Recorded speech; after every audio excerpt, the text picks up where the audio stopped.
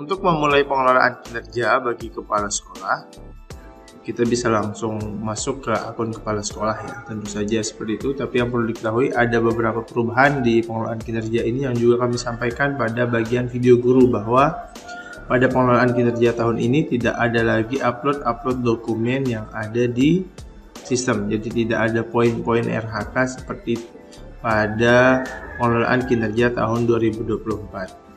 Oke, untuk memulai kita langsung masuk ke akun kepala sekolah. Ini lamannya masih sama di guru.kemdikbud.go.id.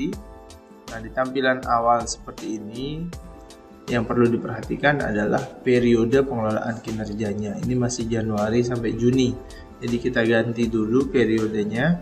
Klik di pojok, kemudian kita pilih ganti periode, kemudian pilih yang Januari sampai Desember 2025. Jadi kita pilih yang ini. Oke, ini sudah ganti, kita refresh dulu.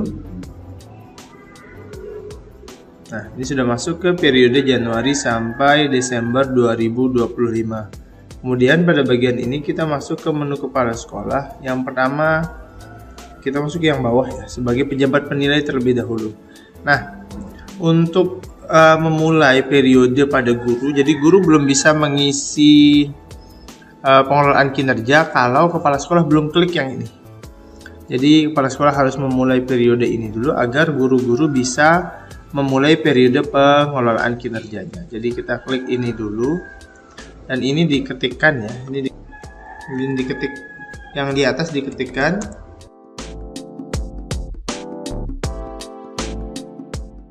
Nah, yang sering keliru pada bagian ini Bapak Ibu tidak di enter ya, tapi diketik saja, nanti tulisannya akan ke bawah sendiri. Kalau sudah sesuai, klik lanjut. Semisal ada yang belum pas, nanti dia tidak mau lanjut. Nah, ini kan tidak ada titiknya ya, saya tambahkan titik baru lanjut. Nah, baru pas.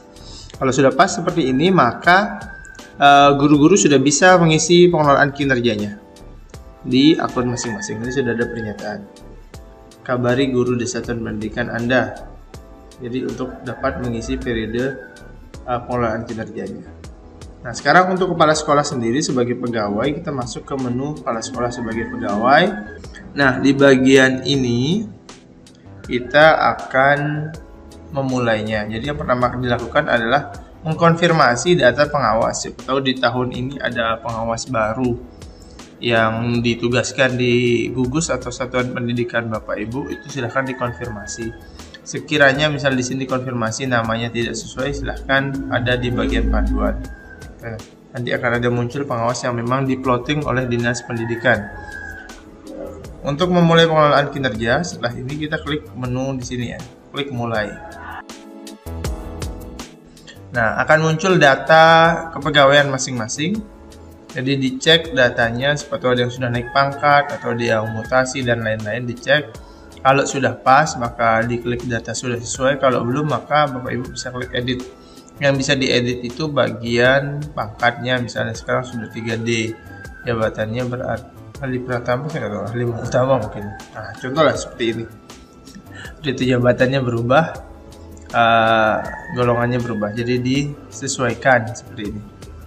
Kalau sudah, maka klik simpan. Baru klik data sudah sesuai, kemudian data sudah benar. Maka kalau sudah di sini datanya tidak bisa diedit lagi. Jadi pastikan ini sudah pas. Jadi ini ada pernyataan. Datanya bisa diedit 1 kali. Pastikan sudah sesuai. Kalau sudah klik data sudah benar. Kemudian bagian ini kita langsung memilih indikator. Ini masih mirip dengan pengelolaan kinerja tahun sebelumnya. Adik kepala sekolah silahkan memilih salah satu indikator dimensi kepemimpinan pembelajaran yang ingin dilaksanakan pada tahun ini. Apa praktik kinerja yang ingin dilaksanakan? Misalnya ini kegiatan komunitas belajar. Oke. Kemudian pilih lanjut ke pengembangan kompetensi. Kemudian satu lagi, di bagian kedua pengembangan kompetensi kita pilih apa? Satu indikator untuk menjadi fokus peningkatan kinerja Anda. Ini mirip dengan yang di guru, silahkan kepala sekolah memilih satu kompetensi yang ingin ditingkatkan, yang menunjang pekerjaan atau kegiatan yang di sekolah. Ini bisa didiskusikan dengan pengawas atau langsung dipilih langsung, silahkan. Pada bagian ini saya misalnya memilih kepala sekolah melakukan kegiatan pengembangan kompetensi berdasarkan indikator pengembangan visi dan budaya belajar satuan pendidikan. Ini yang akan saya pilih. Maka silakan indikatornya atau sub bagian indikator ini dikembangkan kira-kira bagaimana kepala sekolah dapat mewujudkan itu dalam pelaksanaannya. Ini nanti yang didiskusikan dan mengisi dokumen refleksi nanti terkait ini apa yang sudah dilakukan. Tentu saja silahkan pilih yang lain-lain. Di sini bagian ini hanya dipilih satu ya, tidak lebih dari satu. Oke, misal ini kepemimpinan pembelajaran yang berpusat pada peserta didik dan seterusnya. Jadi apa yang dipilih siapkan, Bapak Ibu kepala sekolah harus punya gambaran. Untuk melakukan ini saya harus ikut apa untuk pengembangan dirinya. Kita lanjut ke perilaku kerja. Nah, di bagian perilaku kerja ini sama dengan sebelumnya, tinggal dipilih indikatornya, kemudian wujud perilakunya seperti apa. Ya, seperti ini. Bagian ini saya percepat.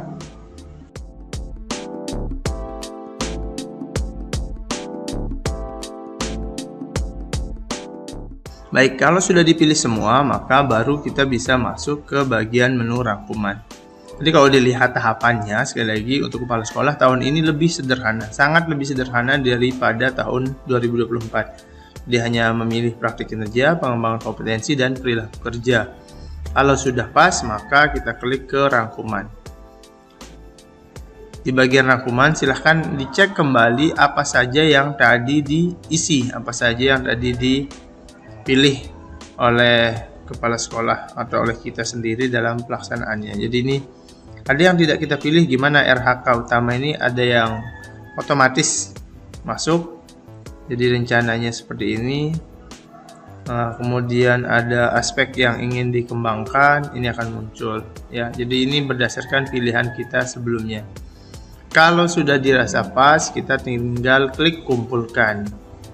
Maka di sini akan meminta kita mengetikkan kolom untuk persetujuan ini yang akan diteruskan ke Dinas Pendidikan. Dalam hal ini biasanya diwakilkan oleh pengawas sekolah yang akan menyetujui RHK pengelolaan kinerja kita atau rencana pengelolaan kinerja kita 1 tahun ke depan. Jadi kita ketik saja.